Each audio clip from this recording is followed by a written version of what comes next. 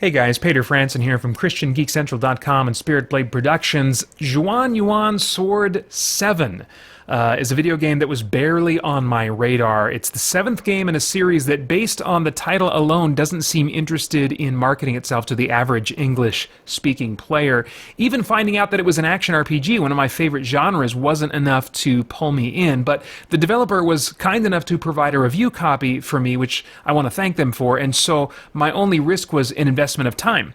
I've spent about 6 hours now with Xuan Yuan Sword 7. If you're listening to the podcast, that is spelled Xuanyuan Sword 7. So 6 hours with this game. I still don't feel like I have a great handle on what this game might be like at the 10-hour mark. Tutorials are brief pop-up windows that barely introduced me to the systems like battle stances, hotkey special abilities, and crafting. And so rather than look up guides online to have these systems better explained to me, I largely ignored them and compensated by keeping the difficulty on easy for the first 3 hours, which I normally default to anyway since I play games for fantasy and not for challenge. As I suspected, over time I started catching on to the systems available to me, so after 3 hours I put the difficulty up to normal. It's not that the systems are at all complex, they're just not very thoroughly explained at the beginning, and so they can seem a little bit more obtuse or strange than they actually are. Xuan Yuan Sword 7 is an action RPG, but despite technically having a stamina system, it's nothing like a Souls game, so don't let that stamina bar give you that impression if you watch preview footage. On the easy difficulty, once I had recruited 2 companions, I found they could actually do the fighting for me in the small skirmishes, the random fights you'd run into, and I wouldn't take enough damage to lose even 1/3 of my health. So if you want a super casual experience, these are developers who actually know what the word easy means, which is more rare and valuable than I think it should be in the difficulty options of video games today. Even on normal difficulty, which I'll assume for my comments going forward, you can hammer that basic attack button and not get tired out from stamina loss. And your basic attack will mostly serve you well unless facing a larger number of enemies or bosses. In those cases, I gladly dipped into the 3 special attacks with cooldowns that I have access to at this point. One of them allows me to pull groups of enemies together to help manage larger sets of enemies. Another triggers a firebomb attack delivered by my kid sister, which goes perfect after bringing them together with that first special move. And then a third triggers a special attack from my most recently acquired companion.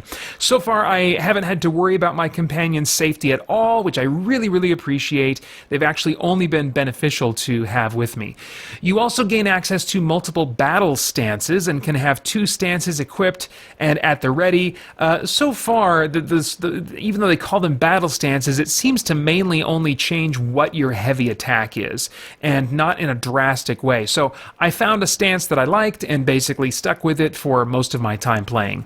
You can't jump in the game, but you can dodge, and you'll need to learn to do so at the right times to avoid especially powerful boss and mini-boss attacks. Much of the rest of the time you probably won't need to dodge. Of course, if those fights ever get too frustrating for any reason, you can just switch to easy. It'll require you to load up your last save, but usually there's some auto saves or save points, pretty generously peppered throughout the places that you're exploring, that it's not too big of a setback at all. And then once you do that, you'll probably get through most anything, at least during the first 6 hours, without much effort. The combat is a major part of the game, and for me the jury's still out on how I ultimately feel about it. For the time being, it's definitely fine, and maybe more than that. On easy, it did become dull eventually, but on normal, I'm needing to use varied attack abilities now and then and heal myself now and then, and so it's at least engaging, and in rarer moments, really fun. But I'm not confident it's going to still feel that way after a few more hours, and if that ends up being the case, I may lose interest and not finish the game. We'll see. Now and then in combat, there are cinematically stylized quick-time events, which you might also see in game footage. I'm not generally a fan of these, but they aren't super frequent. They don't distract from watching the cool animation. Sometimes quick-time events will have you so focused on the button presses you need to do that you can't watch the cool animation they put together for you. And I didn't feel like they got in the way of the cool animations they created. And they also have given me plenty of time to trigger them. And so I've not found them to be the annoyance that they can be for me in other games. You can purchase and craft consumables with various effects like defense or attack buffs, and of course healing. But even on normal difficulty, I haven't tapped into more than a few healing potions here and there. You can also use acquired components to upgrade your equipment, which hasn't felt at all urgent to me yet, but it does provide a little incentive to keep an eye out for treasure. While the game areas are pretty linear, they are linear in a wide sense, with frequent opportunities to go off the beaten path if you keep an eye out for them. And almost every time I do, I find a chest or at least some flashing pots that contain crafting components or other useful items when I break them. So despite being far from an open world, I do find that my exploration itch is being scratched in a really satisfying way. As I made my way through the world, I discovered what is, for me, the game's biggest selling point: its setting. The game is set in ancient China, exploring a mix of its history and legends. The art style is serious and realistic, and the monsters, despite clearly having a Chinese lore aesthetic, also feel like they have a lot of dark sword and sorcery blended in. It reminds me a bit of a cross between a Chinese fantasy martial arts movie and the Lord of the Rings films. I'm pretty happy with the monster variety, and the designs have dark, supernatural, and menacing sensibilities that I'm really digging. And since I've had a hard time enjoying many movies or games with similar Chinese mythological settings, it's a bit of a novelty and a treat to find that I enjoy how that setting is presented here. The music also has a distinctive Chinese aesthetic to it, including some great atmospheric tracks like drone-style chanting and a blend of modern orchestra and ancient Eastern instrumentation. At least some of it is sampled rather than using live instruments, but the score contributes to the setting in ways that I really do appreciate. That said, although the game presents well at a glance, you can quickly and frequently see lots of stretched out and blurry textures in the mix. East Asia Soft is not known for games that go for a realistic, color-muted, and serious aesthetic, so by their normal standards, this game seems like a very ambitious AA sort of project. That's really the feel that in terms of polish and quality and budget and stuff that it has for me. So despite the things I'm liking and its big budget impression at a glance, it's valuable, I think, to understand the actual production values and set expectations appropriately before going into this one. The classic AA lack of polish shows up in other areas too. As I mentioned, the tutorials weren't very helpful to me, and the translation includes recurring grammatical errors or just a general clunkiness. There's also no English voice acting option. I compensated for this by turning off voice acting, which I almost always do anyway, and putting myself in the headspace of Pater in high school and college when playing questionably translated JRPGs without voice acting was the norm. I can usually make it sound okay in my head, and that's what I found to be the case here for the most part. Another little rough edge is the lack of consistency regarding where you can walk.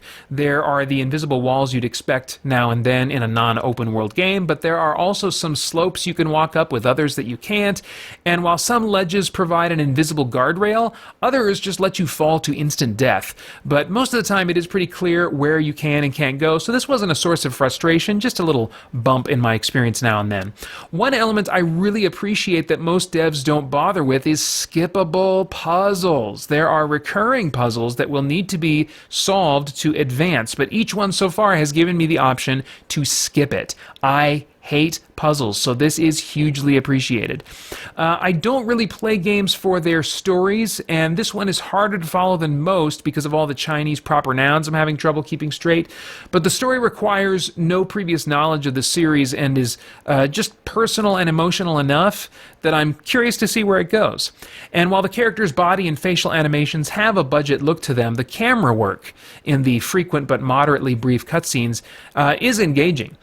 I'm always on the lookout for for moral, philosophical, and spiritual themes in the stories of movies and games, and Xuan Yuan Sword 7 definitely brought some real-world spiritual issues to mind. The story is steeped in ancient Chinese folklore and mythology and makes visible what the ancient Chinese likely only saw in their mind's eye. But even today, 20 to 70% of people in China believe in some form of Chinese folklore, venerating or praying to ancestors, spirits, or forces of nature.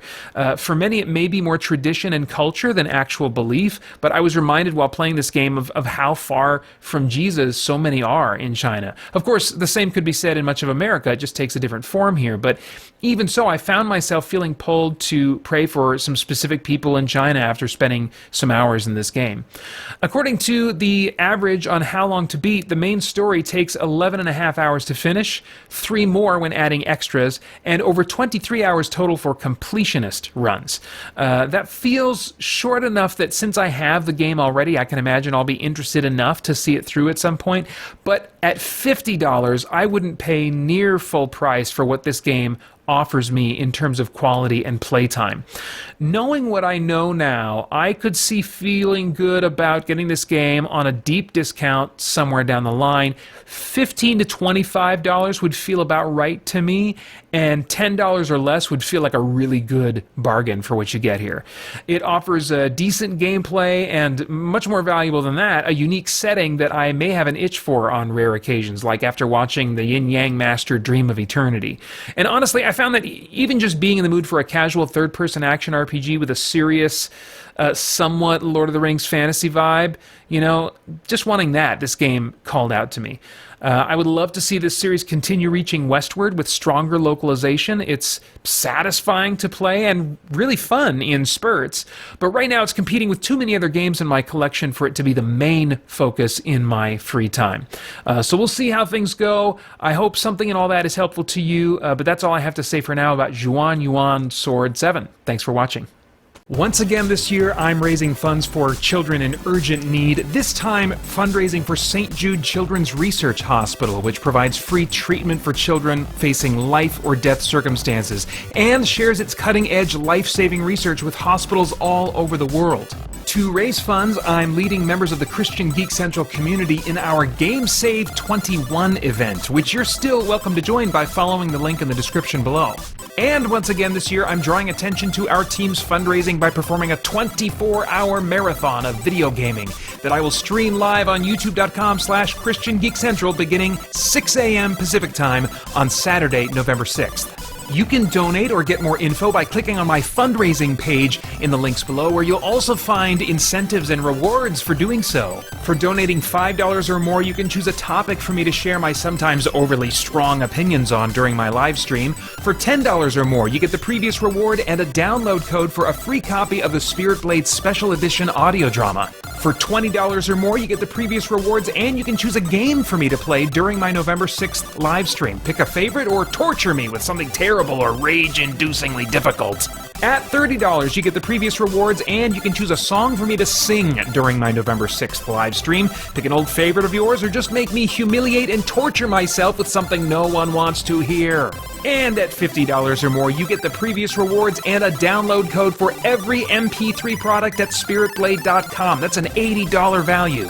On top of that, I've set some fundraising milestones that will unlock strange and unusual happenings as I reach them. At $200, I'll have a free download day for everyone who visits spiritblade.com on November 13th. And as my total goes beyond $200, I'll unlock increasingly more content for that free download day. And depending how far beyond $200 my fundraising goes, during my November 6th live stream, I will show a photo of me you will never be able to unsee, put on a pair of frozen socks and a frozen t-shirt at the same time, shoot water up my nose with a turkey baster, and have my wife Holly play a video game with me for 30 minutes. And if I reach a personal fundraising total of $500 or more, I will do a 2-hour jump scare live stream before the end of the year featuring only the games that terrify me most, including Dead Space and PT. Now, I don't want to do that, but I know you sick people want to see that, so you're going to have to pay money to make it happen.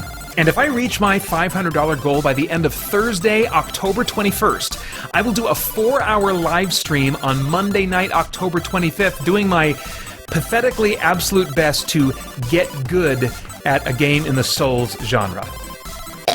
Now, there are some stipulations and time limits on those rewards and milestones, so quickly follow the link below to my fundraising page for all the details. I hope that you will be a part of helping me and the Christian Geek Central Game Save team do some good for some kids and families who really need it. And then please join me at youtube.com/ChristianGeekCentral for my 24-hour video gaming marathon starting at 6 a.m. Pacific time on Saturday, November 6th. Hope to see you then. Oh my gosh. This is all kinds of wrong.